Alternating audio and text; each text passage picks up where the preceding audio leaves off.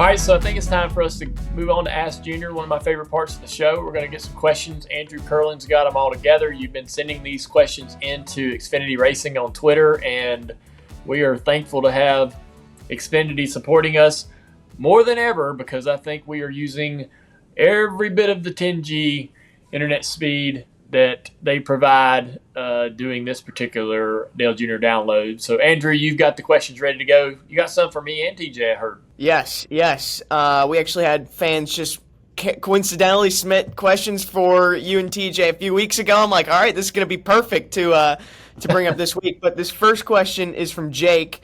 Some news broke earlier this week. Kip Childress is moving to the executive director position of the Cars Tour. What does it mean to have him on the team? Well, Kip's been a part of NASCAR for so many years and driving the pace car, but many other duties as well. And he's worked in a lot of different roles at various levels of the sport, and he knows the grassroots, short track, late model stock world, and has been in that arena many times throughout his career. So, we're looking to try to strengthen our staff and our approach and our protocols and our ability to go and put on great events. And bringing in somebody like Kip is a massive score for us at the Cars Tour. And while Kip's, leaving his long-held post at NASCAR, the Cars Tour is moving closer toward NASCAR in terms of being an asset to them, So, Kip's still going to be communicating and working with certain people in the NASCAR bubble to make sure that the Cars Tour is being a good asset and a good ally to NASCAR as a whole. And obviously, we race a late model stock car that, for the most part, is governed by NASCAR. Cars Tour has its own set of rules, but a lot of those align with NASCAR in a way. We certainly want to be tied together at the hip on safety and all kinds of other things. So Kip's going to be a great connector in that way to help us bridge that line of communication with NASCAR, so that when people race in the Cars Tour and then they go race at another racetrack that's NASCAR sanctioned, it's a very seamless transition for them, and there's not a lot of trouble and challenges. That's definitely going to be a big win for you guys. As mentioned, TJ is in the room, I guess in the other room, but, in our little virtual room here. This next question's from Danny F. from a few weeks ago. Did you guys ever fight on the radio with each other? All the time. Yeah. So a little while ago, I think he mentioned, everybody's human and stuff like that. I was going to wonder where that guy was about 15 years ago on the radio, because there's a lot of clips out there on YouTube and stuff where I'm not sure he had that same thought process back then. But now, when I was a race car, there was some tense times. When I was a race car driver, man, I had a pretty big ego. And I think that's what, like, they give you a uniform, some driving shoes and gloves, a helmet, and a big ego to go with it. And there were times when I would say something to TJ and he would just quit spotting. And so, I mean, he's like, hey, if you're going to be an asshole, I can just not do this job. You need my help, so don't be mean, because I'm out here trying to help you and save your tail.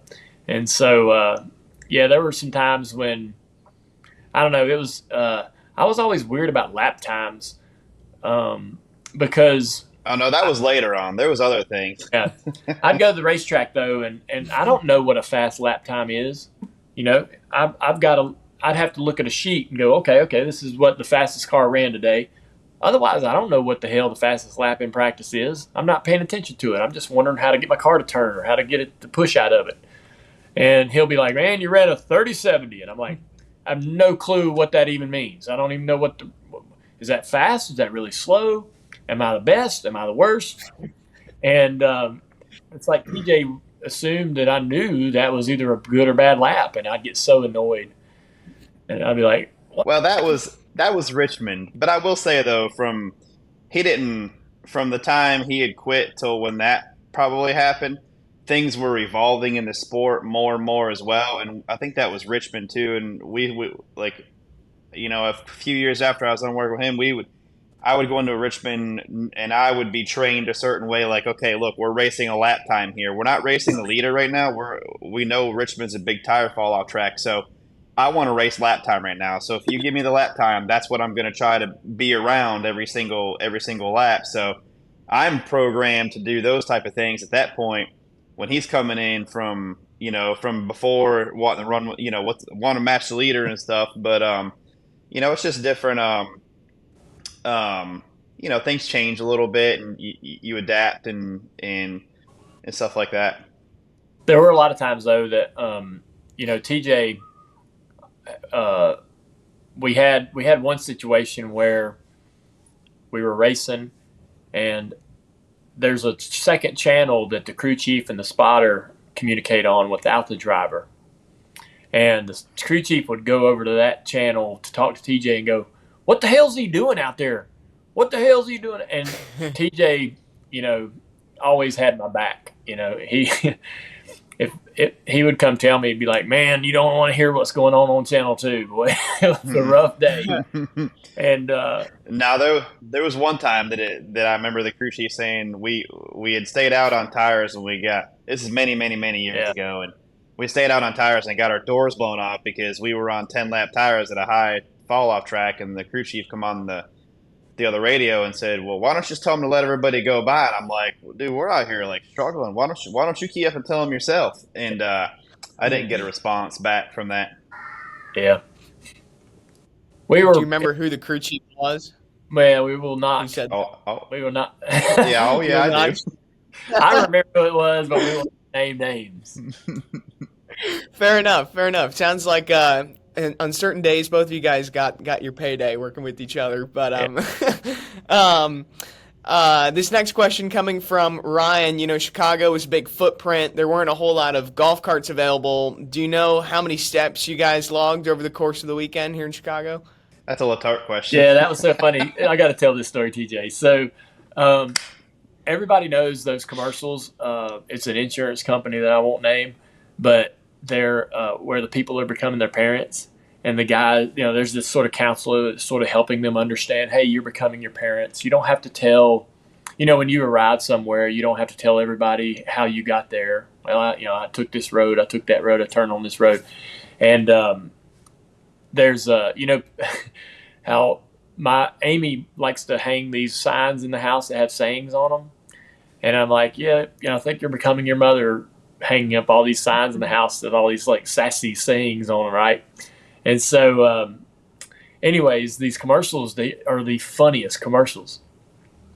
And so we're walking around in the paddock, with Letarte and Burton, and we're just kind of, it's Friday morning or something, and we're hanging out around the track and walking around the track. And in like a 15-minute span, I think Steve Letarte, he's keeping track of his steps. He just started walking. He just started doing like 3.5 mile walks a day.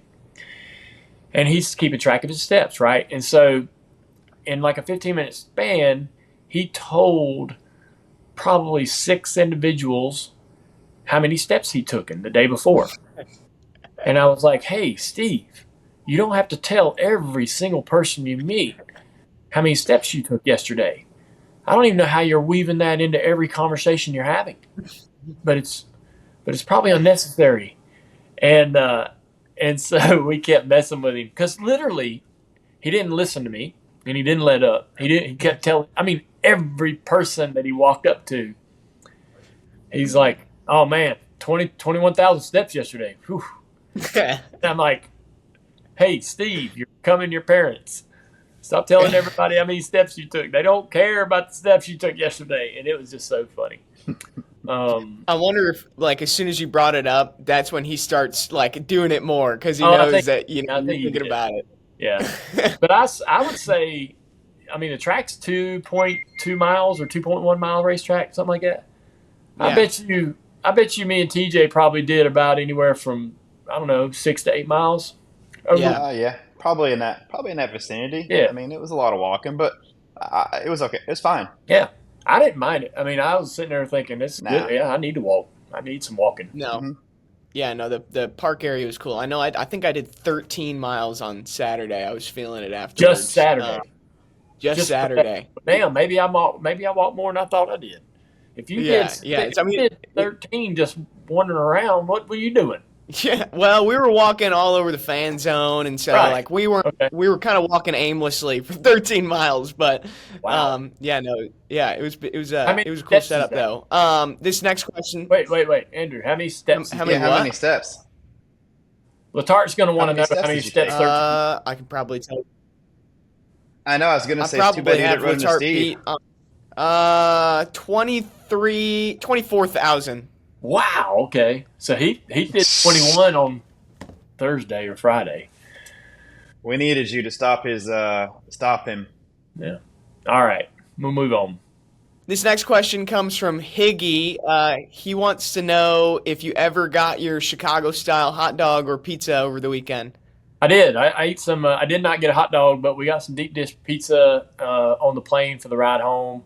So yeah, I definitely got a slice of that. And but I really want to go and get that experience and have that in one of those, one of the more famous restaurants that serves some of the best deep dish pizza. I like thin crust. Like thin crust is my favorite, but when in Rome, right? So if you're gonna do it their way, and so I'd like to. I still feel like I need to have that experience. TJ, do you eating? I did not. Yeah. I watched you have your deep dish pizza, and I will say that he did eat a salad before he dove into the pizza, so I was just he gonna did have some and it's self-restraint. like, well, here it is. I got to do it. It was good. Yeah, definitely. We were asking fans like about the Chicago style hot dog. I think mustard would keep me away from doing that. I don't know how you guys feel about about like the toppings on Wow. a Chicago You style don't, dog, but yeah, you don't, you don't like I'm not a mustard? mustard guy. Really? Yeah, just never been. Yeah, but ketchup's a big no-no, with the Chicago style Yeah. dog. So as long as you don't have ketchup on your hot dog, you're good to go. This next one's from Adidia, and this can go both for you, Dale, and TJ. How much can you learn from a track walk? You mentioned walking the track with the drivers this week. Yeah. What are you guys looking for in terms of scouting out the track before a race, especially a new track like Chicago?